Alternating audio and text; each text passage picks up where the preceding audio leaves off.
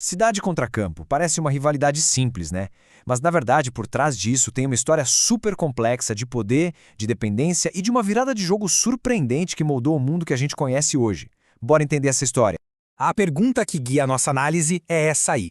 Onde é que a cidade realmente termina e o campo começa? A resposta, olha, não é um pontinho no Lapa. Essa fronteira é super fluida e é justamente nessa zona cinzenta que a dinâmica mais interessante acontece. Para a gente entender o presente, a gente precisa dar um pulo lá atrás. Por quase toda a história da humanidade, a vida rural não era só uma parte da sociedade. Ela é do centro de tudo.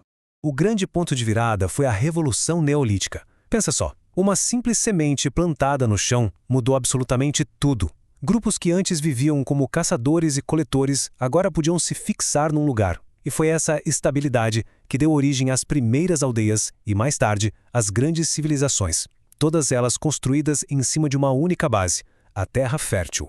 Durante milênios, as cidades eram como pequenas ilhas de administração e comércio, cercadas por um oceano imenso que era o campo. A existência delas dependia totalmente do que o campo produzia. A hierarquia era bem clara. Sem campo, não existia cidade. Simples assim. E então, tudo mudou. A Revolução Industrial não só construiu fábricas, ela virou essa relação histórica de poder entre cidade e campo completamente de cabeça para baixo. Essa linha do tempo aqui mostra uma mudança, olha, sísmica. Por quase toda a história o poder vinha da terra. Aí, num piscar de olhos histórico, a partir de 1750, as chaminés das fábricas começaram a fazer mais sombra que os campos. O centro de gravidade do mundo se moveu para as cidades. Essa é a tal grande inversão. O campo, que antes era o protagonista, foi rebaixado a um papel de coadjuvante. A nova missão dele era alimentar as cidades que não paravam de crescer. Um desafio que exigia produzir muito mais comida com muito menos gente. Ok, vamos dar um salto para hoje em dia. O campo moderno, gente, está longe de ser um lugar atrasado ou parado no tempo. Na verdade, é um polo de tecnologia e de atividades super diversas, totalmente conectado ao mundo globalizado. No campo de hoje, dois mundos operam lado a lado. De um lado, aquela agricultura que a gente conhece há séculos, baseada no trabalho humano e animal, focada no sustento local. Do outro, uma operação de altíssima tecnologia, com drones, GPS, produzindo para um mercado global.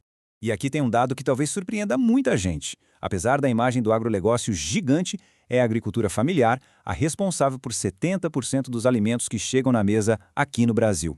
Isso mostra a força enorme dos pequenos produtores. E como um contraponto ao modelo industrial, surge a agroecologia. A filosofia é bem simples: produzir em harmonia com a natureza. Isso significa usar sementes crioulas, que são aquelas variedades tradicionais super adaptadas, e técnicas que regeneram o solo, em vez de esgotar ele. A diferença aqui é quase filosófica, sabe? O modelo convencional foca em maximizar a produção, muitas vezes com um custo ambiental bem alto. Já o agroecológico busca um equilíbrio, onde a produção de comida e a saúde do ecossistema andam juntas.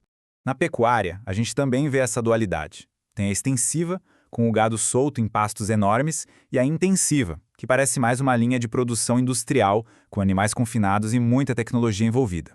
E a dimensão do uso da terra no Brasil é uma coisa de louco. A área dedicada só para a pecuária é mais que o dobro de toda a área agrícola somada. Isso dá uma noção do impacto territorial gigantesco que a criação de gado tem no país.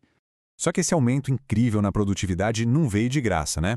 Agora, vamos olhar para o outro lado da moeda, as consequências e as controvérsias que vieram com essa modernização toda do campo.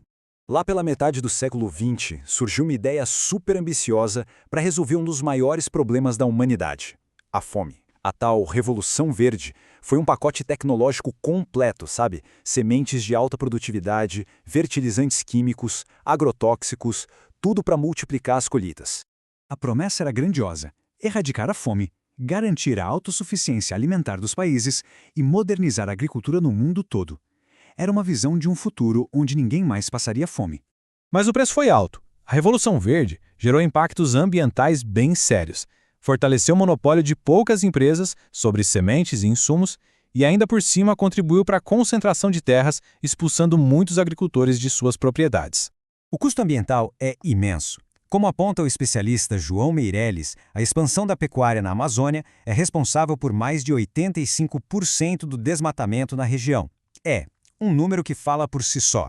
É uma cadeia de impactos, um efeito dominó. O desmatamento destrói a biodiversidade, as máquinas poluem o ar, o manejo errado do solo causa erosão e os agrotóxicos contaminam a água. Cada etapa do processo produtivo industrial tem um custo ambiental. Então, para onde a gente vai a partir daqui? A relação entre campo e cidade está mais uma vez em plena transformação. Novas dinâmicas estão redesenhando essas fronteiras que pareciam tão claras. Um exemplo claro dessa fronteira se desfazendo é o turismo rural.